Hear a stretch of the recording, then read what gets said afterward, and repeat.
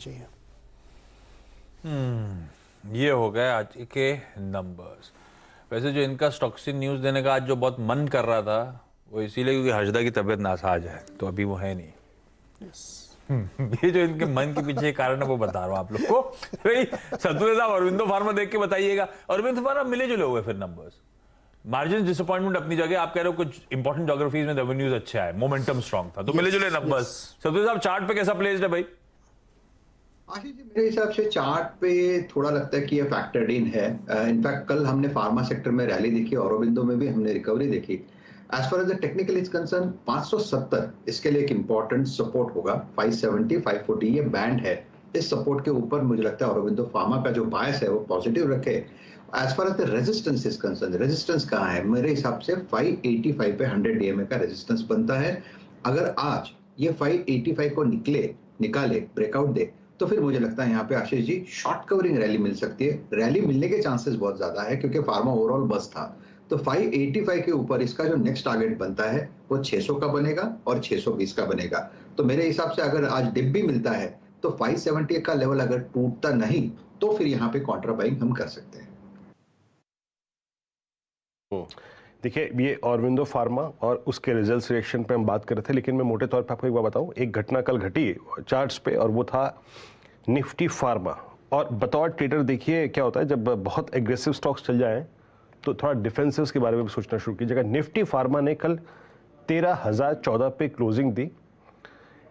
ये प्रोसेस, ये अगर आप देखें घटना घटी लगभग 3 महीने बाद, 4 महीने बाद, अप्रैल 2022 के बाद पहली बार ये निफ्टी फार्मा ने अपने 200 डीमा को स्ट्राइक किया और थर्ड टाइम किया। और मैं फिर कहता हूं स्क्रीन पे, थर्ड इज क्रिटिकल, क्रूशल और डिसाइसिव। राजेश पालविया जी, अगर एक हल्का सा यहां पर फार्मा का स्कैन चलाएं। कल आप मेरे साथ क्लोजिंग में थे, हमने ल्यूपिन की बात करी थी, हमने ग्लेनमार्क की बात की थी, ग्रेनुअल्स नीचे से पुश कर रहा था। आप फार्मा में आज क्या ट्रेड करना चाहेंगे अगर आपको एक मौका दिया जाए कि हाँ इसको बाय करना चाहिए? तो वीरेन जी देखिए, लुपिन तो एक क्लियर कट बाय है बिकॉज उसमें जो शॉर्ट कवरिंग का मूव बना है, हमें लगता है कि आज भी मोमेंटम बनते हुए दिख सकता है। और दूसरा स्टॉक जो अट्रैक्टिव लग रहा है वो है सिप्ला का। सिप्ला का भी काफी स्टेबल स्ट्रक्चर है और जिस तरीके से ये वीक में एक नैरो रेंज में कंसोलिडेट होते हुए दिख रहा है, हमें लगता है सिप्ला भी एक अच्छा मोमेंटम यहाँ से दिखा सकता है। और जिस तरीके के चार्ट स्ट्रक्चर बने अपने प्रीवियस हाई की तरफ भी बढ़ते हुए दिख सकता है। तो हम एक्सपेक्ट कर रहे हैं सिप्ला में टारगेट आना चाहिए करीब 1080 से लेकर 1090 तक का। सिप्ला भी हम यहाँ पे बाय के लिए हमारे फोकस में रखेंगे। स्टॉप लॉस रखेंगे हम सिप्ला का करीब 1010 के आसपास। ये कुछ फार्मास्यूटिकल बेट्स। अच्छा, गार्डन रीच के नंबर्स अच्छे। हाँ, ये बात सही है कि अब इनके रेवेन्यू रिकॉग्निशन का भी इशू होता है। इनके लॉन्ग जेस्टेशन वाली शिप विप बनाते हैं कार्तिक, लेकिन ये डिफेंस में सबसे प्रिफर्ड पे बीएल, ये गार्डन रीच जो चर्चा में बहुत ज्यादा नहीं आते। कई सारे स्टॉक ऐसे हैं, मसगांव, कोचीन, आजकल सब एचएल और बीएल की चर्चा करते रहते हैं हर तरफ। ये डिफेंस में और भी कुछ पसंद आ रहा है आप लोग का कि सिर्फ बीएल ही की फोकस एरिया है?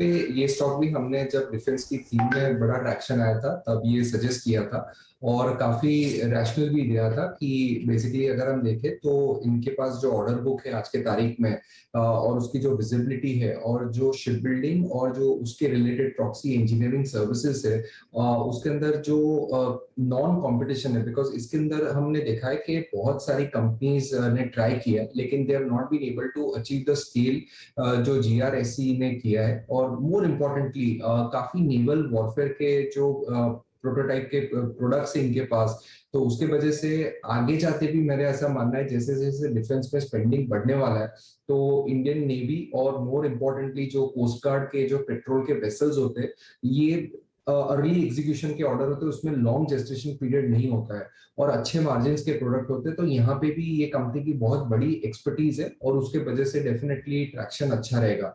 आज के तारीख में भी अगर हम देखें तो वैल्यूएशन के लिहाज से ट्रेल मल्टीपल पे 14 के पी पे चल रहा है। फॉरवर्ड की बात करूं तो जिस तरह का एग्जीक्यूशन ये कंपनी कर रही है तो यहाँ पे it is at quoting at single digit price to earning multiple, जो मेरे हिसाब से बहुत ही चीप है। और ये एक always cash rich balance sheet रहेगा बिकॉज इतना बड़ा जब ऑर्डर बुक ये कंपनी लेती है तब 8 to 10% मोबिलाइजेशन एडवांस लेती है। तो कंपनी के पास ऑलवेज वर्किंग कैपिटल के लिए खुद का कैश रहता है, इंटरनल अक्रूवल्स रहता है, तो जिसकी वजह से कभी भी बैलेंस शीट में डेट नहीं आता। तो we are very very upbeat on defence stocks, और डिफेंस में जो पीएसयू के डिफेंस स्टॉक्स है जहाँ पे मोनोपोलिस्टिक नेचर ऑफ बिजनेस है, वहां पे इन्वेस्टर्स को डेफिनेटली बास्केट बनानी चाहिए। अच्छा चलिए, बाकी के स्टॉक्स न्यूज कुछ इंपॉर्टेंट। एक तो सुबह सुबह खबर आ रही थी आदित्य बिरला हेल्थ इंश्योरेंस को लेकर, ये एबी कैपिटल का काम है क्या? ये एबी कैपिटल की सब्सिडरी है हेल्थ इंश्योरेंस की, और उसमें खबर ये आ रही है कि अबू धाबी अथॉरिटी इन्वेस्टमेंट जो है उसने 10% हिस्सेदारी खरीदने की बात कही है, और उसमें वो 670 करोड़ रुपए निवेश करेंगे। तो इससे उस कंपनी का वैल्यूएशन 6,500 करोड़ से ऊपर निकल जाता है उस सब्सिडरी का खाली।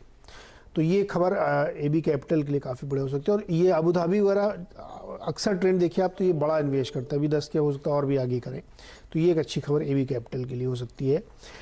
फिर इसके अलावा आपकी खबर स्टर्लिंग एंड विल्सन में है, जहाँ पे आज एक ओएफएस होने वाला है जिसमें 1.25% हिस्सेदारी बिकने की संभावना है, जिसमें 270 रुपये प्राइस है। तो ये ध्यान रखना चाहिए। इसमें बेच कौन रहा है? शपूर जी पल्लोन जी अपना 1.25% स्टेक इसमें से ऑफलोड कर देंगे। ये तीसरी खबर फिर एक एल्केम की है। एल्केम में यूएस एफडीए से इनको एक बीपी की, ब्लड प्रेशर मेंटेन करने की जो दवा है उसको अप्रूवल मिला है, जिसको ये लॉन्च करेंगे। और इसके अलावा एक खबर और है नायका में, रीना छाबड़ा जी हैं जो उन्होंने इस्तीफ़ा दे दिया है। ये उनके जो ब्यूटी प्राइवेट लेवल आर्म थी उसकी सीईओ थी, 16 अगस्त से ये इस्तीफ़ा दे रही हैं। तो आदित्य बिरला कैपिटल